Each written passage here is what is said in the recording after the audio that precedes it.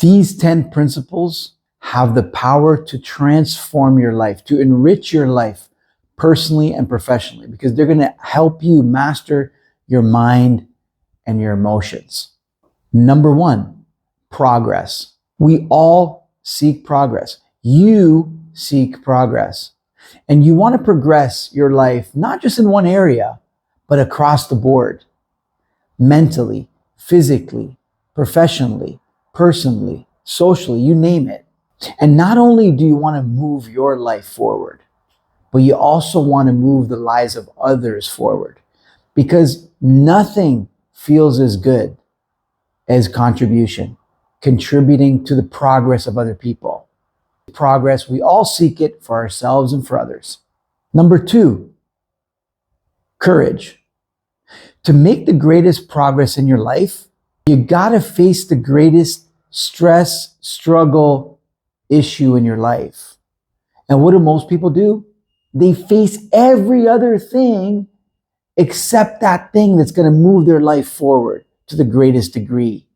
Instead of courageously facing that issue, that struggle, that stress, they avoid it and they focus on other things. Number 3 is leverage. Beneath your stress and struggles sits fear, whether you're aware of it or not. If you're aware of it, you call it fear. If you're not aware of it, it's an unconscious fear that's still driving you. Although fear sits at the center of every problem, fear also stands tall at the center of every solution you're looking for, if you know how to leverage it. Human beings have been leveraging fear since the beginning of time. That's how you're sitting in your comfortable home or office right now.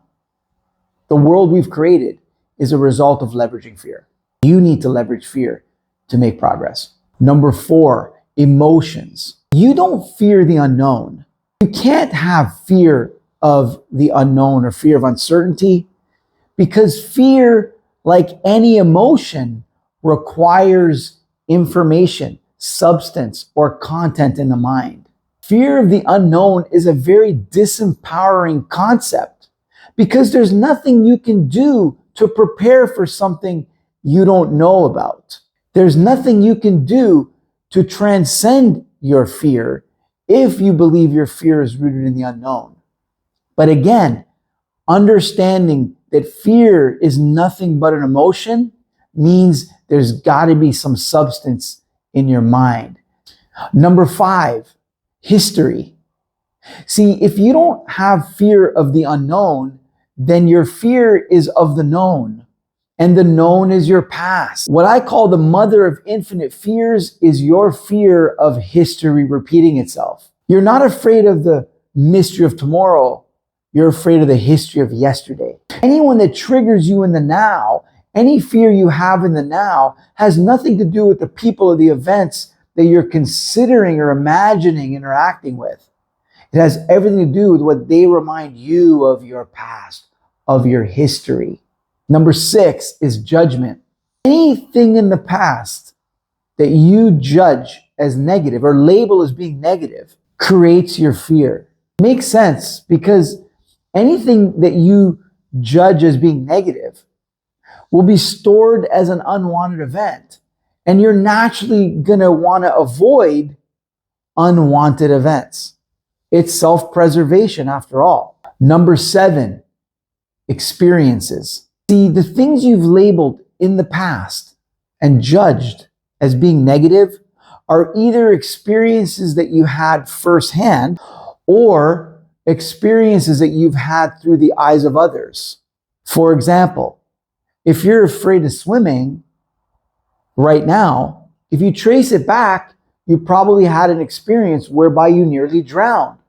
That's a firsthand experience. But you can also have an experience whereby you witnessed, read, heard about, or watched a video even of someone who nearly drowned.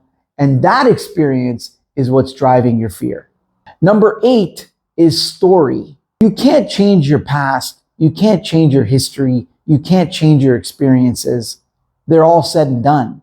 But what you can do is change the effect that they're having on you. And the way you do that is by rewriting the story, rewriting your story, your narrative. If you rewrite the story of your past, you can rewrite your future. Number 9, perspective. Your brain is a treasure chest because it has something called anti-memory. Anti-memory is your brain's ability to capture the positive aspects of the events you've labeled as negative, which means it's providing you with the aspects that you're unconscious of. And when you become conscious of them, you can complete your perspective on your particular memory or experience. And by doing so, you can rewrite your past. Number 10, questions. You got to question your questions. The wrong questions take you in the wrong direction. The right questions lead you to unlocking anti-memory. Instead of why did this happen to me?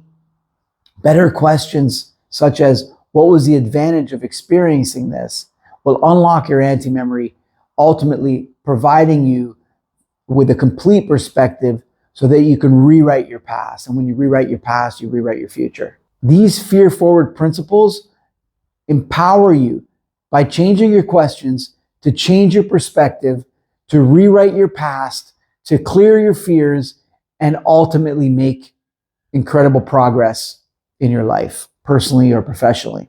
If you'd love to know more about Fear Forward, the book, Fear Forward, the workshop, or Fear Forward, the webinar, email info@droudi.com.